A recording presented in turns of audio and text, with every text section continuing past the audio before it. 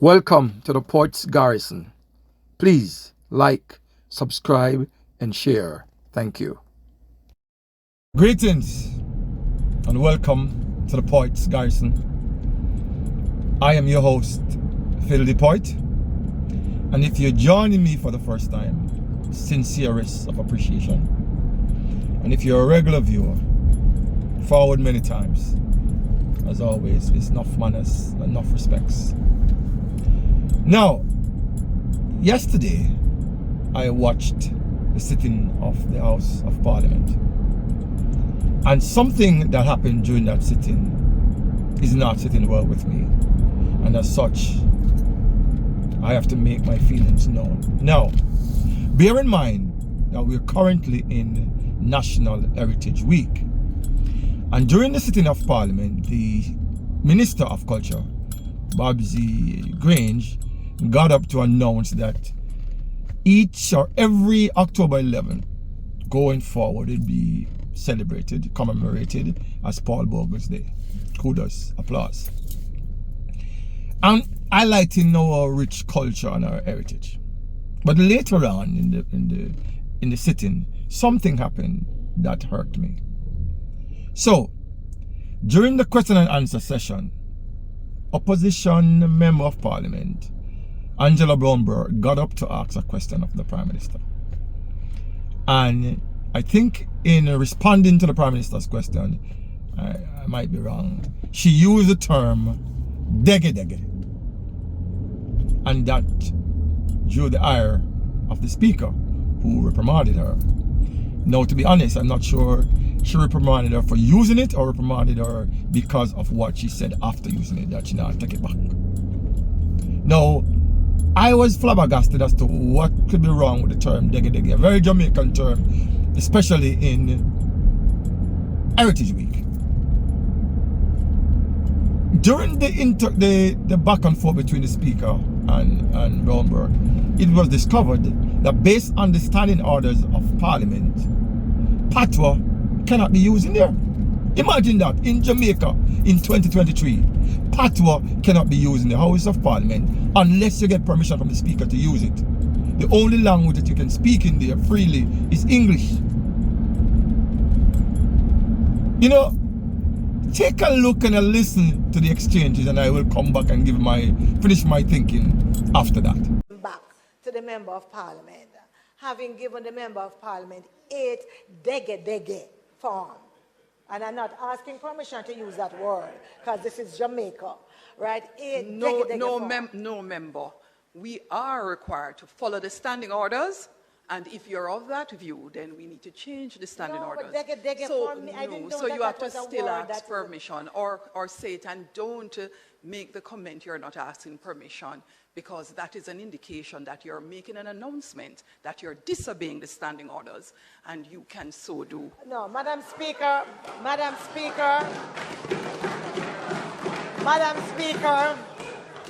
as a polyglot,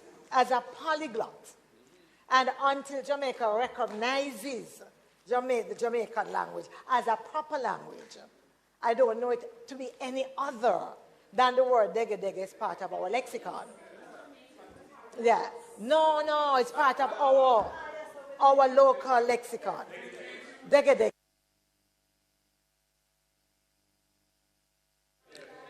A moment, member. So opposition leader, even though you didn't ask your question on the mic, I can answer. I ask pardon of the House because I appreciate the standing order says that we must speak the English language. Whether or not we like it, it is the standing order. We are at liberty to change our standing order. That is up to us. Not yet. So, I would not like Member Brown Burke, when she speaks, to indicate she is not going to ask any pardon, because it means she's announcing, I do not intend to follow the standing orders. The Speaker will not allow it. Go ahead, Member Burke. Madam Speaker, we stood here today talking about our national heroes. Member, please Please stick to your questions. Please stick to your questions. Please stick to your questions. It is not a debate. We follow the standing orders. English language until we make the change. Turn on your mic, member. If you go back to having a debate, unfortunately, the speaker will have to turn the mic off again. So I'm asking your member to just go to the questions. Thank you so much. Thank you, member. Madam Speaker, I hope you will give me the same latitude you gave the member for East St. Thomas in leading up to my question. And so I hope you recognize that I stand today right before National Heroes Week to respond to the Prime Minister with a few comments. And therefore I'm standing with that courage of Nanny and Paul Bogle. And Marcus. And so again, I ask the Prime Minister, honestly, I believe that this is really such a very important part of what we have to do because of where we are. In this our 61st year, that 8 deggeh forms just cannot do.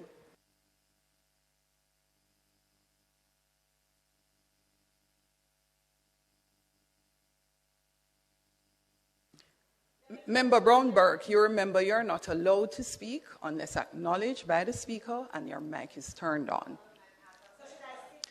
You can sit. Member Brown Burke, I am asking you not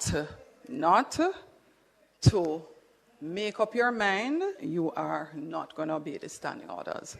So if we have had a discussion and the speaker has said to you, if you would like, particularly as it relates to language, which has been done by members of the House, to speak in our local language, because it's ours, you should ask permission, and you are usually allowed to do so. It is out of order to do anything else and to repeat it after the speaker has spoken, because that is a further indication that you have no respect for the speaker's chair. Additionally,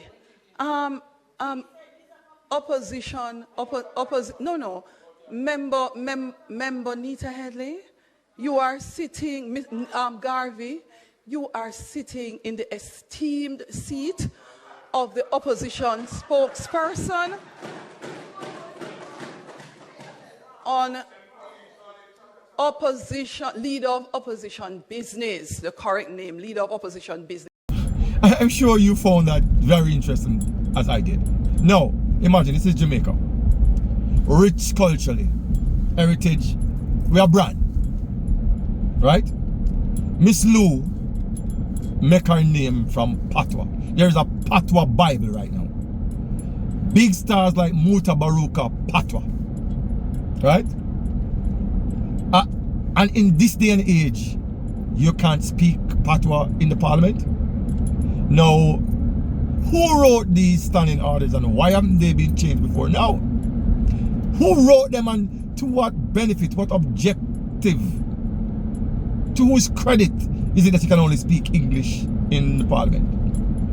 I don't get it. In a country where people are fighting for Rasta children to wear locks to school, the lawmakers of the land cannot speak patois in the parliament.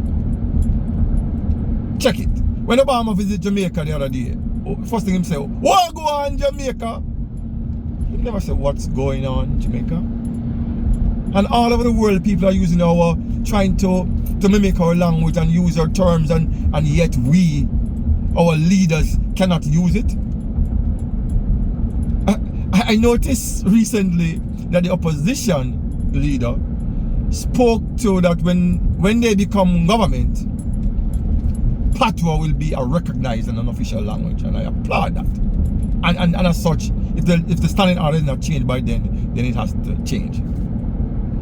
Now, I have had a problem with the speaker. And I've always had a problem with the speaker and when she was deputy, and even the previous speaker as well. Now, the speaker, to my mind, must be impartial, like a football referee who is not seen during the course of the game. don't make yourself a part of the game. The Speaker should do the same thing in Parliament. The Speaker could use her discretion and allow it to go, so not to create 5-10 minutes worth of distraction by it.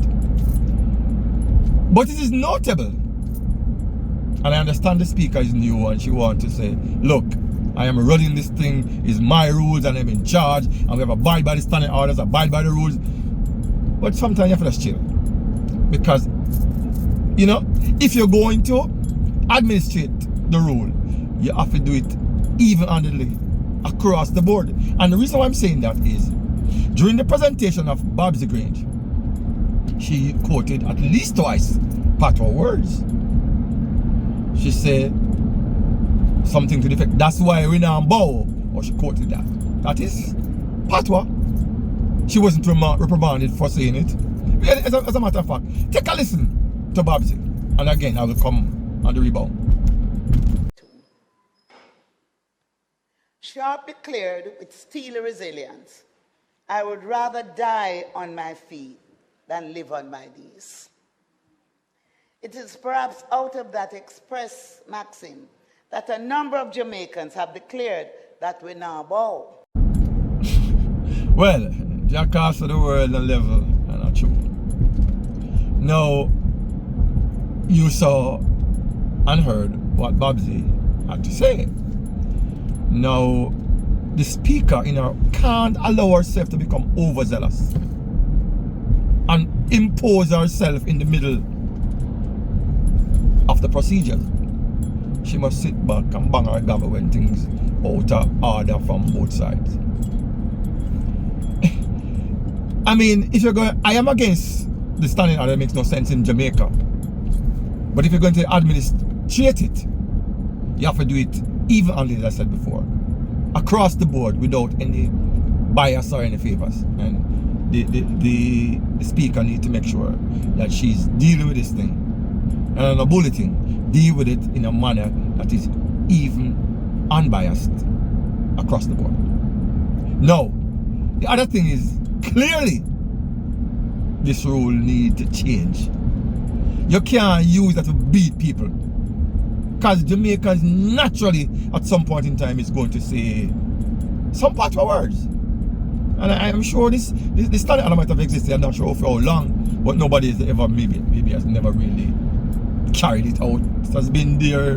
There's a rule, observe more in exception than, you know. But maybe the new Speaker want to say, I'm in charge and we're running everything by the rules, and this is how it goes and this is how it goes.